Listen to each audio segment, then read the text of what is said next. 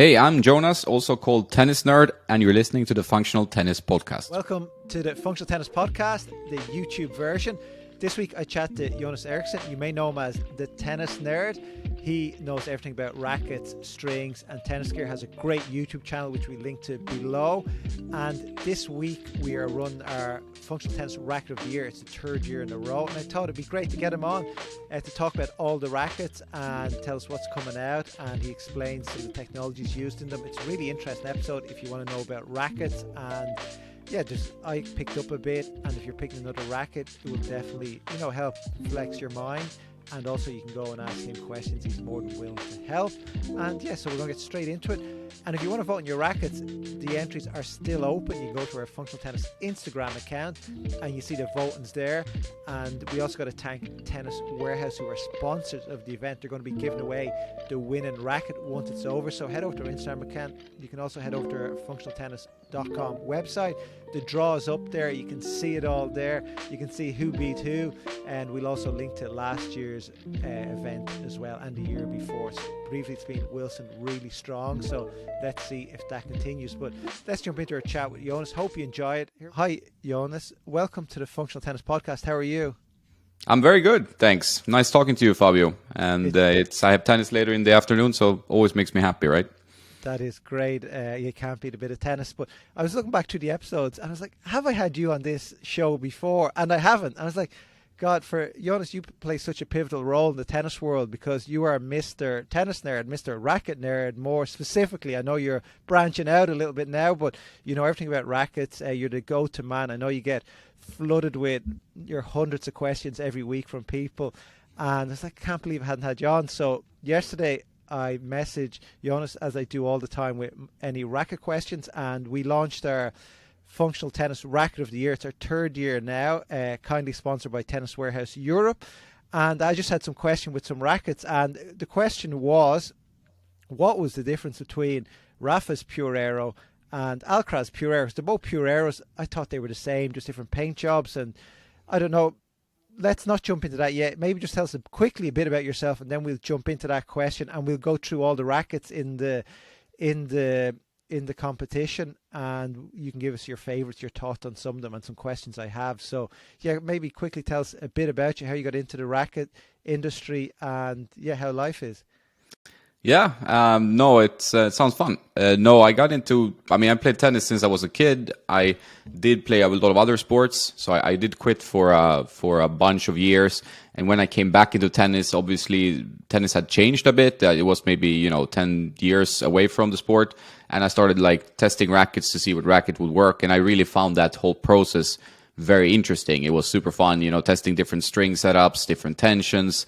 How the racket affected your play, and that's kind of how I got into it. And I started documenting it a little bit on my website called tennisnerd.net, and it was just like a growing hobby. I thought I was the only guy out there who wanted to test so many rackets. I just thought it was a fun thing. Obviously, I watched a bit of Tennis Warehouse and their videos. They were the first reviewers, and they still keep going, and it's still pretty much the same team. So that's interesting. And I just started writing about it, doing more and more tests. And the thing is, it can drive you a bit crazy because you can't, play using different rackets all the time. It's not going to help your tennis. But I just found the whole process and everything so interesting. So I did study it quite a bit. They try hundreds of rackets and strings over the years. And then I started putting out some videos on YouTube and writing more about it on my website and Instagram and so on. And it turns out that there's a huge interest around it. Like, people are very curious about new gear, what the pros use. And I have a lot of friends on the tour, and I help some ATP pros, WTA pros as well with their gear, whether it's just changing the string a bit or trying to get more spin or more pop on their shots. I tend to do that. And but I also help mainly recreational players, so I have an online course for that. I also have a lot of content on the website and my YouTube channel. So the racket interest is quite much more vast than I thought. I thought it would be more like, I'm crazy, I'm just trying out all these rackets. But there are many like me out there, which is fun. So I have a nice community now that I keep talking to almost on a daily basis, right? That's great to have that, community, and it's great to have the expert like you out there. But you're also working with Nikki from Unstrung Customs, who we've had on the podcast before, on a tennis instructional course app. Is it? Yeah, exactly. So we're working on an app together with more instructional content. I mean, Nicky's used to be a pro and he's a very, very good player. He is a hitting partner of pros when they're in Marbella, and I used to hit with him a bit, and he's very good at doing instructions. He's very good at kind of like laying down foundations for certain strokes, and it's a talent to be able to partly hit the stroke but also to be able to relay that information to other people. And I saw that in him, and I thought, and we get along really well, so I thought, why not try to do something together? I mean, we both kind of came up with the idea, and now we're doing it. So we're filming here like a few times every week. I'm in Spain at the moment. And it's fun. We'll see where it goes, but it's fun to do some more other types of content, not only racket stuff as well. So I think that is good to, because my tennis interest is obviously not rackets. I love tennis from when I was a boy, so it's fun to do other things around tennis. Nice. And how is life in Spain, the south of Spain? Is it great weather? Yeah. Marbella, yeah, in the south of Spain, Costa del Sol. No, the weather is a little bit gray, but generally it's always perfect. So it's always very good for tennis. So many tennis players around here. There's ITF Masters tournament, which was the old seniors tour that I'm trying to play on a bit, and I meet a lot of people through that. So yeah, tennis life here is very good. Life in general, very good here. So I can recommend a visit if people are curious about tennis or just want to go to a nice place, maybe play some golf, eat some nice food, stuff like that. Yeah, I put up a question on our Instagram account last Sunday to say, I know I've talked to you about going down to Marbella for a while because I know there's a lot of clubs down there, and I was like, where should I check out? And the amount of response that came in, there's so many different clubs down there, it's absolutely crazy. So, you won't be sure to find a court down there. No, exactly. So when you have a situation where we want to play today, you have quite a bunch of clubs, because within driving distance of maybe 30 minutes, there's so many different courts to choose from, clay, hard court, whatever. So that makes life easier for a tennis nerd. You can actually find a court. There are no indoor courts, but generally it doesn't rain, so you can play outdoors all year round. Nice. Well, I look forward to hopefully December getting there. But let's jump in here. Let's get back to the question I had from yesterday. You can explain to me and our listeners. So Rafa's Pure Aero and Alcaraz's Pure Aero. What's the difference between them two rackets? It's a good question, especially now because Babolat, they updated the Pure Aero, the original Pure Aero, to a new design. And the cosmetic and the design is very, very similar to what Alcaraz uses. And I think that created more confusion for now because they look so similar on TV. I get that question all the time. So it's not a rare question. But the racket that is the kind of main seller for Babolat and the one that Rafa endorses is the regular Pure Aero. So it's just called Pure Aero. It's 100 square inch head size, 300 gram racket. Very versatile in terms that it is open for like a wide target group of players. You can be an intermediate player, but you can also be a very advanced player. But then you have the Pure Aero VS, and the VS is a term that Babolat has used through the years, but they're now changing it to 98 for the next generation of this racket, and that's a racket that is a bit more demanding. It's 98 square inches and a 1620 string pattern, so you get a bit more control. You need to swing a bit faster to get some action on the ball, and that's what Alcaraz is doing and using. So this is his racket. Holger Rune is also using this frame, the Aero VS, and that's also become kind of like a big bestseller for Babolat now because you see it everywhere, and Alcaraz obviously is a great ambassador for this frame. That's the one. Did Babolat release that racket in pairs a few years ago where they were weight matched? Could be.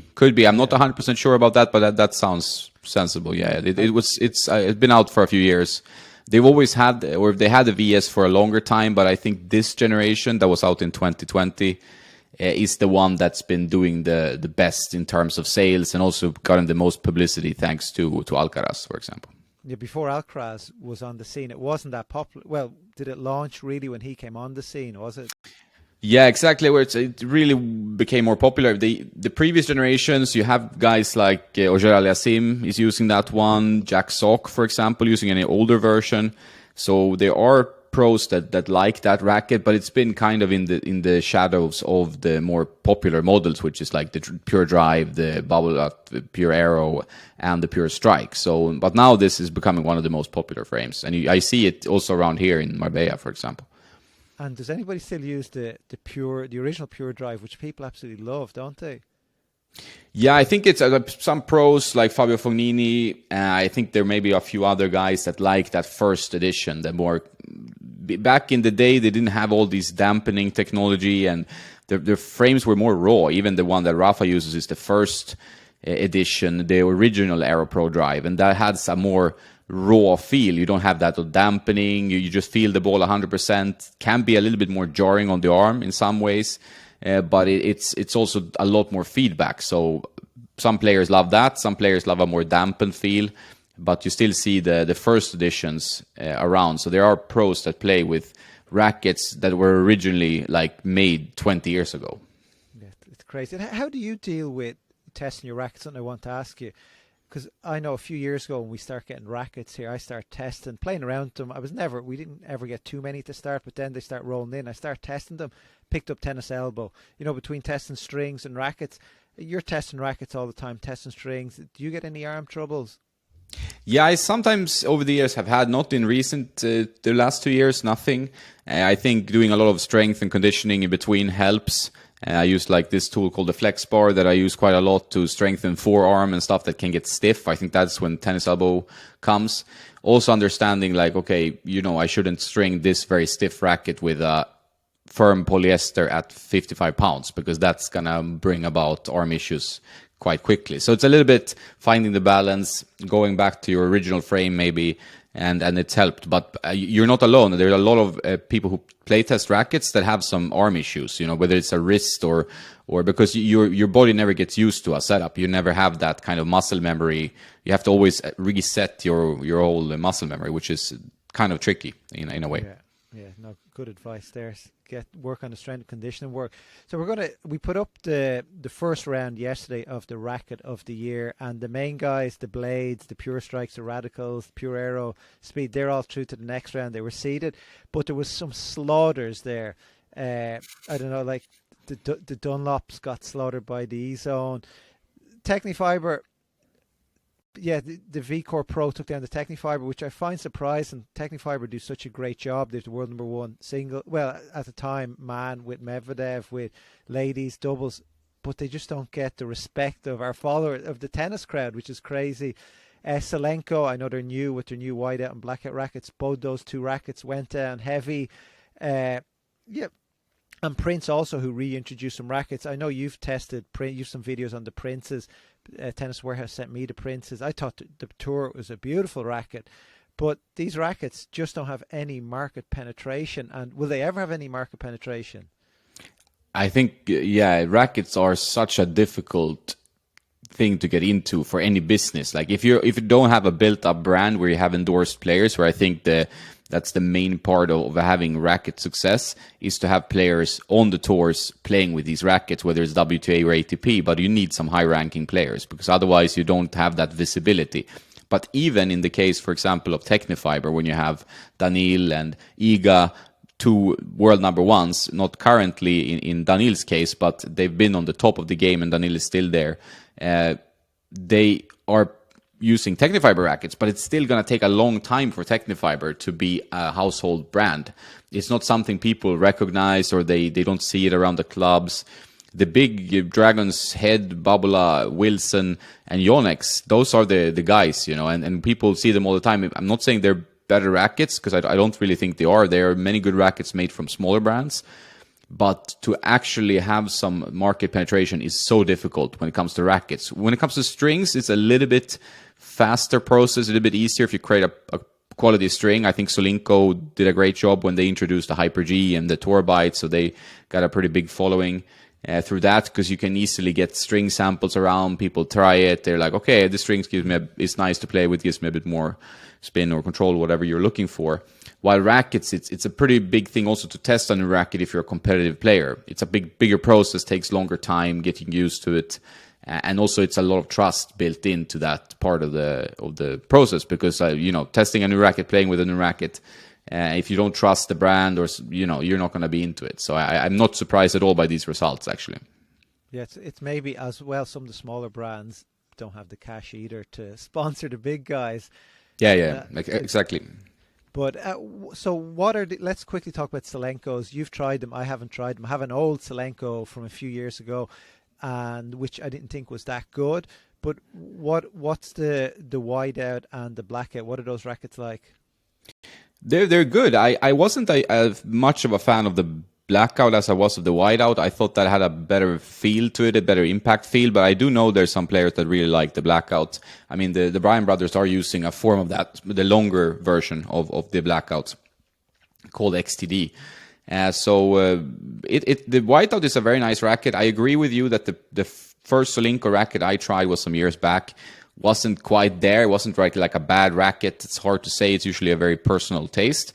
But it wasn't a great frame either. But the new whiteout, I felt was a very nice frame. 98 range, 1619, in that kind of blade spec range where you see a lot of rackets for advanced players these days. The blackout is a bit more of a pure drive, I would say. It's more 100 square inches, 300 grams. For a wide range of players, good power, good spin, but sometimes there's so many rackets, so it didn't really stand out to me in any specific way. So, and I'm always 100% honest in all my reviews, which is a requirement to actually to do reviews in a good way, and that just didn't captivate me in any way compared to some of the competition. While the whiteout actually had a very nice feel and good performance, I would say. And if you were developing a racket today, Jonas, how would you get it to stand out? Now, don't give away your secret sauce here, but what do you think would be important for a racket manufacturer that's new? Let's say functional tennis, the Sabre moves into a 100 square inch head. It's not happening. But I was to do it, what would be important to help it stand out, apart from playing really well? Yeah, exactly. No, the number one is the playability. It doesn't matter how it looks.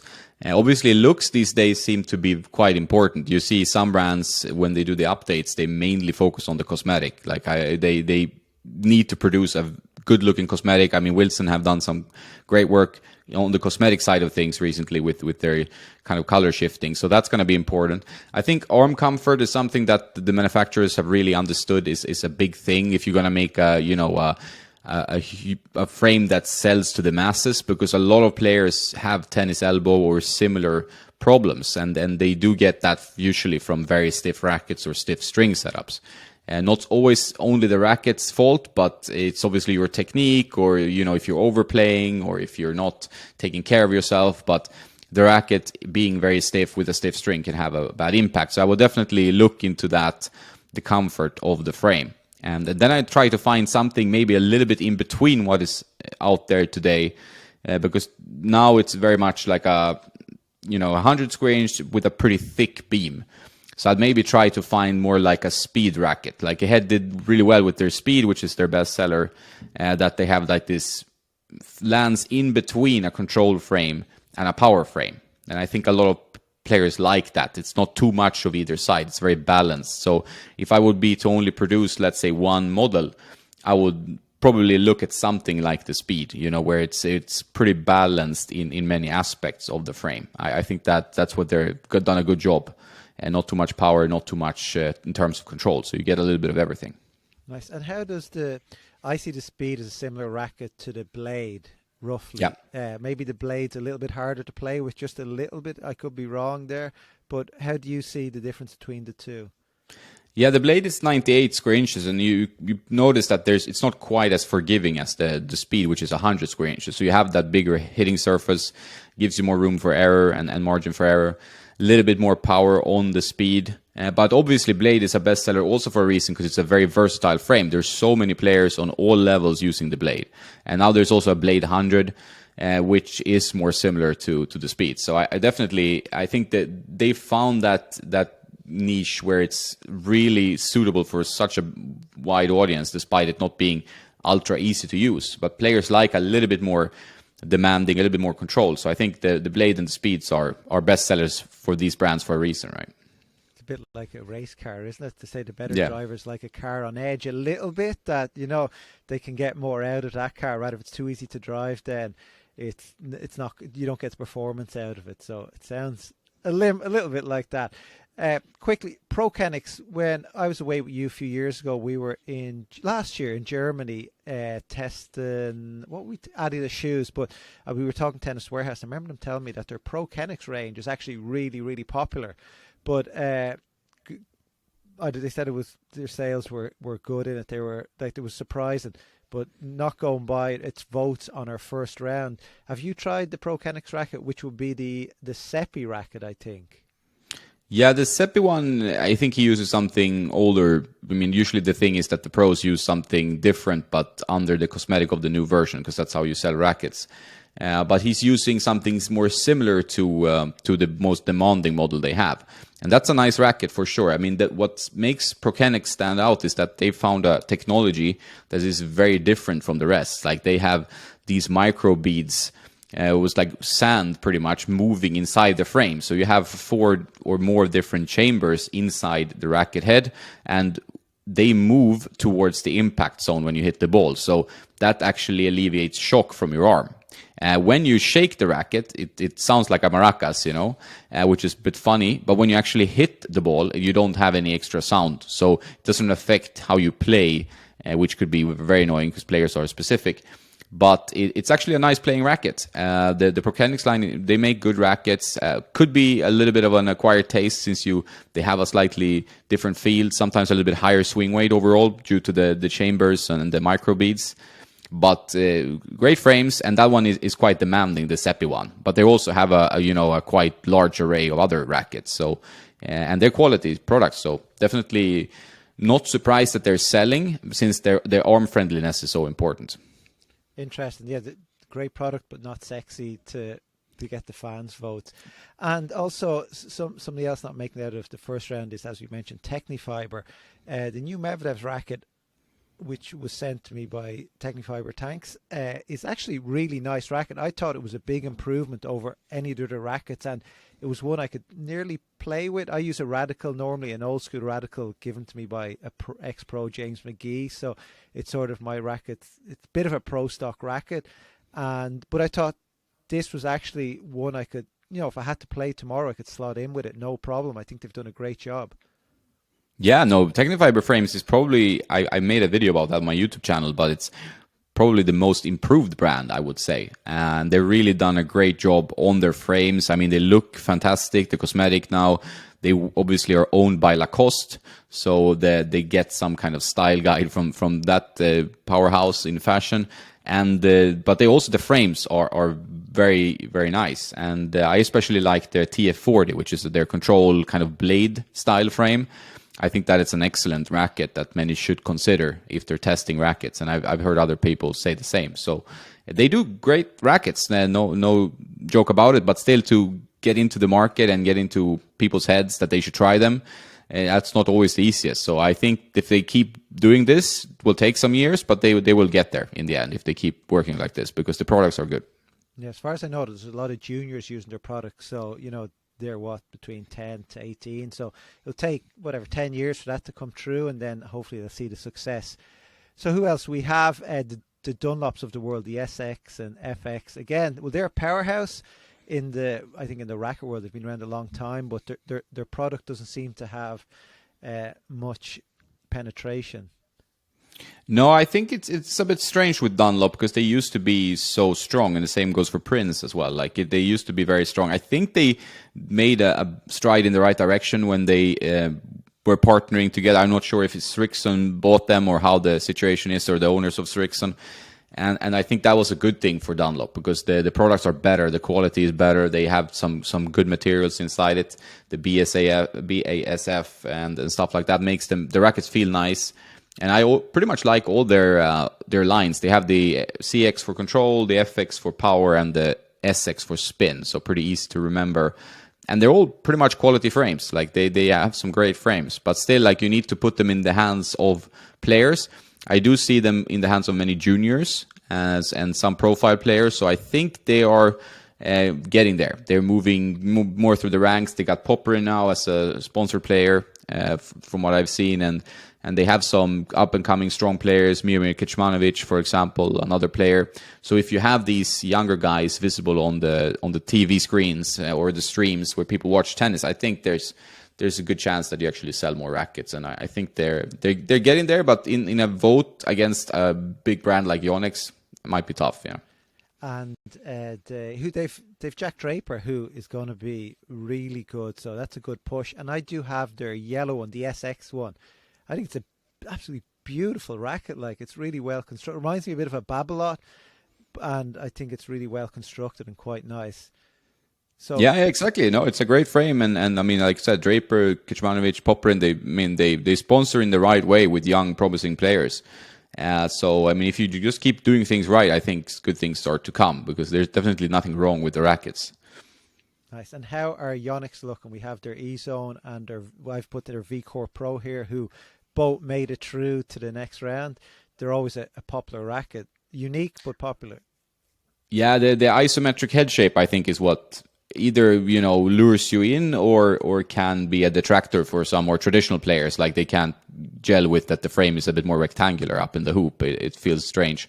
But yeah, it's the racket that I see a lot on the tours, the ISO 98 especially. I mean, you have players switching to that one. We have Chapovalov even try it. He uses the V-Core 95 usually. But many players, they have good ambassadors like Kyrgios, Osaka using the ISO 98. And it's a very popular frame on the club level. I see it pretty much everywhere. And if you get good power, good balance of power and spin, it's a very modern frame, I would say, like the Aero VS, kind of a modern player frame. And yeah, Yonex have been doing great frames for a while. And I think they really are up in the top now of the racket brands. They're known for being their frames are the most consistent, well made. The weight is quite, like, the Japanese are just really good on the production side of things, as far as I heard. Yeah, I think that they're still leading the pack when it comes to quality control. I always measure swing weight as well, and they're not as good with swing weights as they are with the weight and the balance factors, which is what the quality guarantee is. But yeah, they're the leader in the pack, and I'd hope all the brands would just focus a bit more on this, because it's one of the biggest frustrations for a consumer is when you buy 3 rackets, you think you're done, and then they play very differently, all 3 of them, because the weight and the balance are so different. So that's a thing that I think the manufacturers should try to focus more on. I know it's not that easy with factory variants, but I think there's definitely something to be done there. Yeah, it's always, when people say they have 3 or 4 rackets, like, this is my favorite one, this is my favorite one. What you got to do is send that racket and your other rackets to Nicky and Unstronger, to your local customizer, and say, look, find out the specs and that and match it. And that's what you got to do. Yeah, I agree. I think that's important. Sometimes the matching can be difficult if you have a racket. Let's say you have 3 rackets and the lightest one is the one you like, because then you have to remove weight from the other ones, and that's very difficult. But if you have a heavier spec and that's the one you like, it's much easier. Most people can even do it themselves with some easy training and learning on how the lead tape applies and how that changes the weight and the balance. But yeah, it's the problem when the lighter one is the one you like. Then the heaviest one might be impossible to get to that spec. And is that a reason why a lot of let's say the pro spec rackets, so when the pros get the rackets, they're weighed in at 280 grams, 290 grams, because they can then maneuver the weight on them?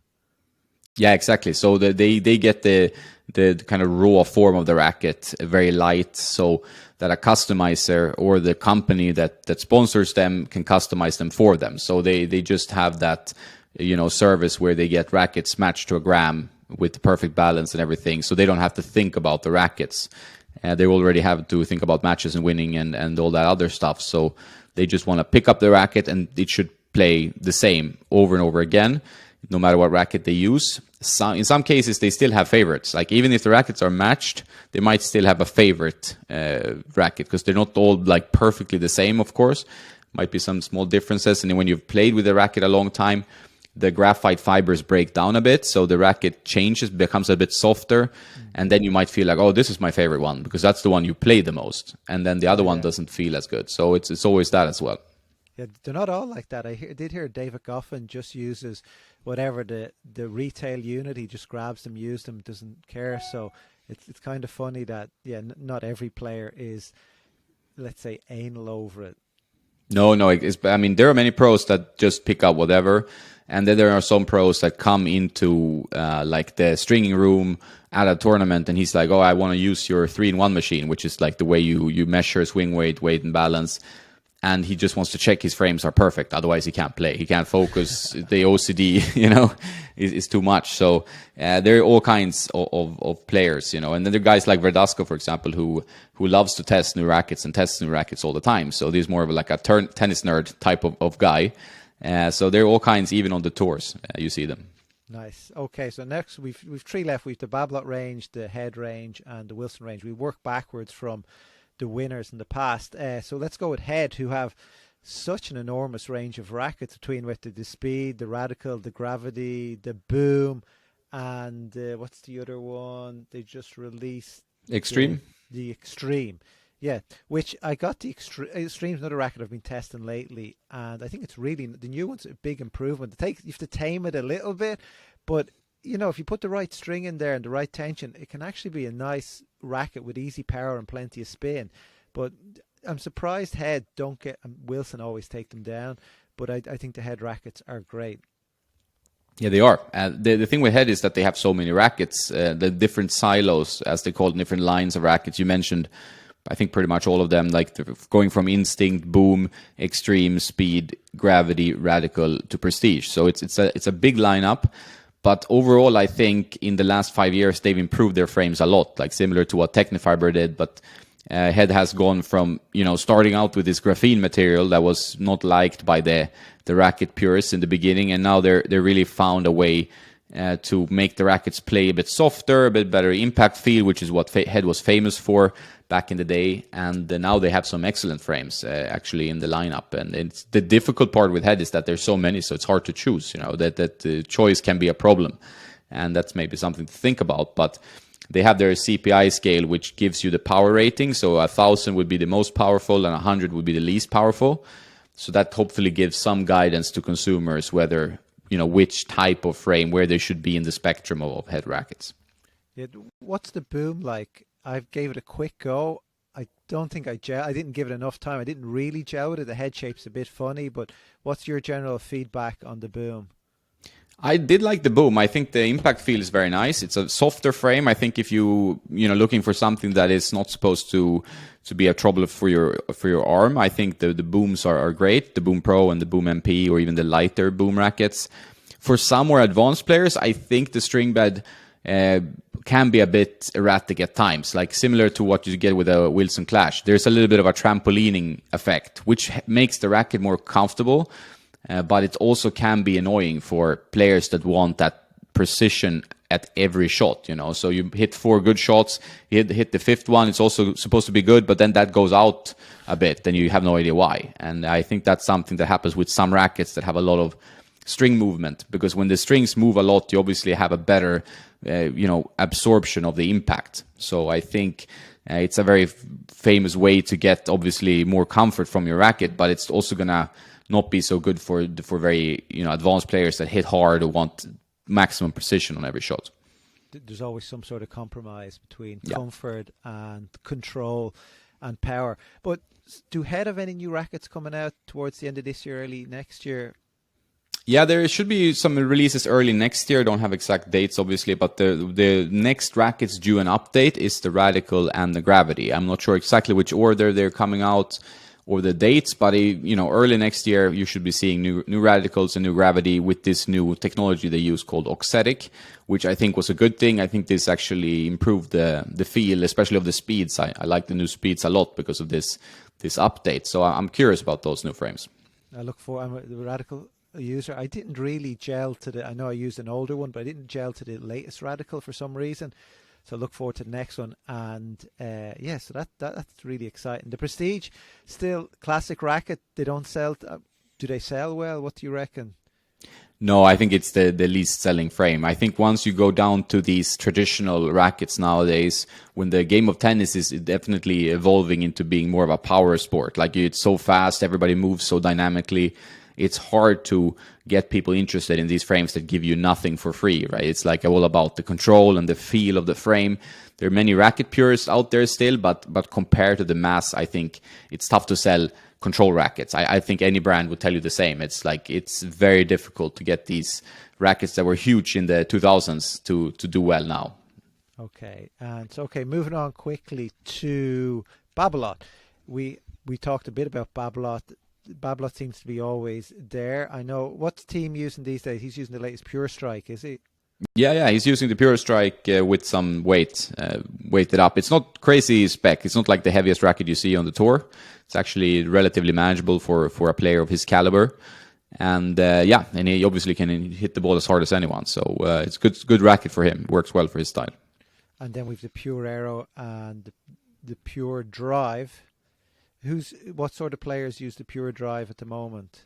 The Pure Drive is very popular on the WTA Tour. It's one of those rackets that you see everywhere. Obviously, they use often older versions because that's what they got used to. It's not saying that the older version is better, but it's what they got used to. So they keep using that. But it's such easy frame to use. Power, you get some spin. It's a little bit more for flatter penetration of shots than the Aero, which is a very spinny frame. So that's how you differentiate the lines. With the Pure Drive, you have more power and more straight through the court power. And the Aero is a little bit more for players with more vertical playing, with more spin. They want to generate maximum rotations on clay, for example.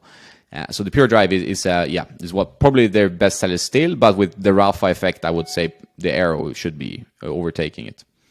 We'll see towards the next few days. So this is our third year running this, and the past couple of years the pro staff has won and beats the Blade every time, 51-49 in the vote, and I think that's heavily based towards Mr. Roger Federer.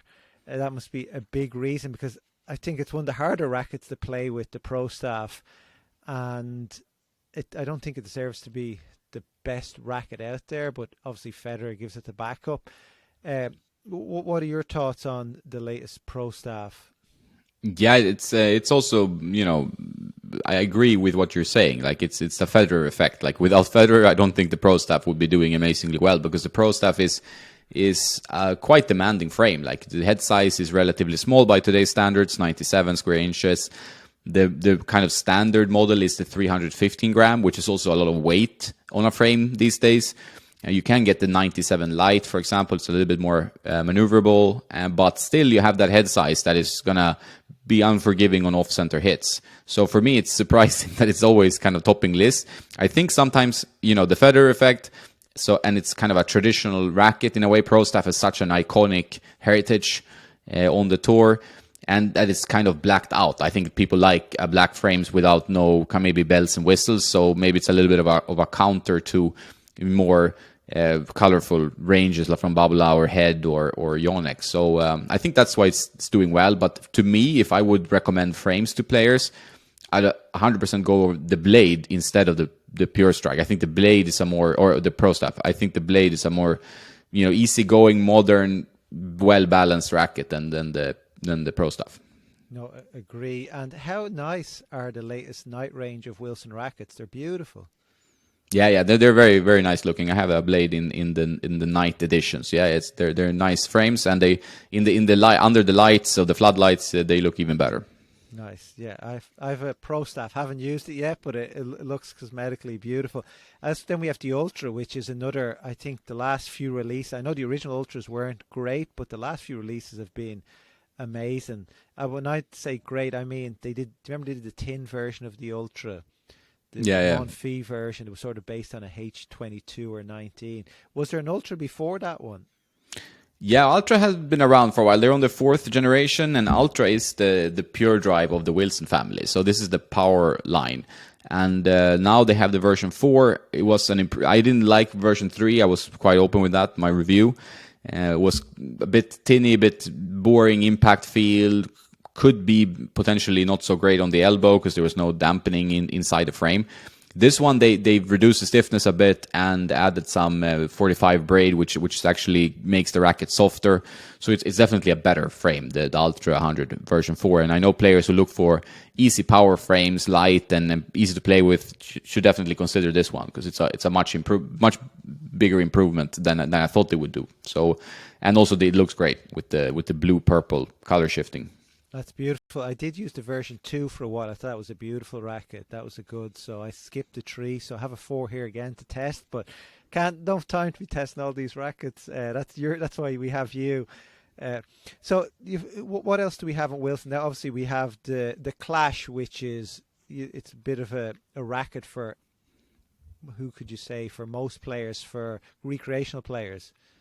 Yeah, Clash took the tennis world by storm in a way. I think the marketing campaign was amazing in many ways, so that obviously that helps. But it's also the arm friendliness of the racket. I think that is you can give this frame to a player with tennis elbow and they will enjoy it, because it is very soft on the arm. The flex rating is below 60, which means that it is arm friendly and flexes quite a lot. So usually when I recommend a Clash to someone, I would say, hey, if you can demo, and this goes for any racket, demo first, give it a go, see if it feels okay, because even if one player loves a racket or a string, another player might hate it. So it's very personal. So it's obviously depending on your style, level of play, what you like in a racket, how you aim to play the game, and so on. So, but the Clash is a big bestseller. I think the downside is obviously that trampoline feel I told you about before. Like, you do get the sensation that the ball wants to shoot out a bit further than you had imagined at times, and I would say that is the downside. But overall, it's a great product, and I think for players with a tennis elbow, one of the best recommendations I have. And what racket do you think is going to win this event? Will it be the pro staff again, or do you think Roger, now leaving the game, will slowly fade away like a prestige? I think the Blade version 8 was a good release. I also think ISO 98 has swayed a lot of players this year. So I think those two frames should be high on the list, or possibly a head speed. So those three I would probably put in my predictions. Not sure if I can place any money on it, but if Wilson won last year, they might have a strong following there that might push them over. But something else than pro stuff, I think. Well, it's going to be an E-Zone Blade second. So by the time this airs, we'll have a winner between the E-Zone and the Blade. So that's going to be interesting. And Jonas, last question. You test all these rackets. You've been playing around them for years. What's your go-to racket and string? Oh my God, yeah, that's tough to reply to. Now that I play these ITF Masters events, competing a bit for the first time in years, you definitely notice that it's difficult to come in there with one frame. I published a video where I talk about going to a match with 5 different rackets in the bag. That was a bit of an experiment. In the end, I went with the Pure Aero, which is not really my style of frame, but the new Pure Aero is very good. And I wanted to test it on clay especially. But normally I would go with a Prestige. You know, I like the Prestige. It's kind of where home is. So I have an older Prestige that I use, also called the PT57A in Pro Stock lingo, that I like. So I think that is number 1 on the list. But I also like the old Pro stuff, the 6195. So these kind of old school rackets for an old school guy, still topping the list. But I'm trying to get into the more modern frames now, as the game gets more and more powerful. Nice. And finally, thanks for jumping on, first of all, but where can our listeners, obviously, I'm sure most of them know who you are, but if those who don't, where can they find out more about you? Yeah, tennisnerd.net is a good start. I have a podcast as well where I talk a lot about the kind of gear and the industry as such, and also the YouTube channel Tennis Nerd. So anything Tennis Nerd, you can just search for it in Google. You should be able to find it on Instagram, Twitter, Facebook, whatever. So I'm all over the place, trying to share my passion for tennis and also knowledge about rackets and strings. Nice.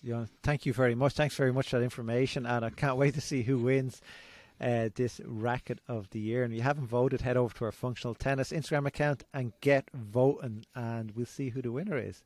Yeah, I'm curious. I'm very curious. I'm going to follow it.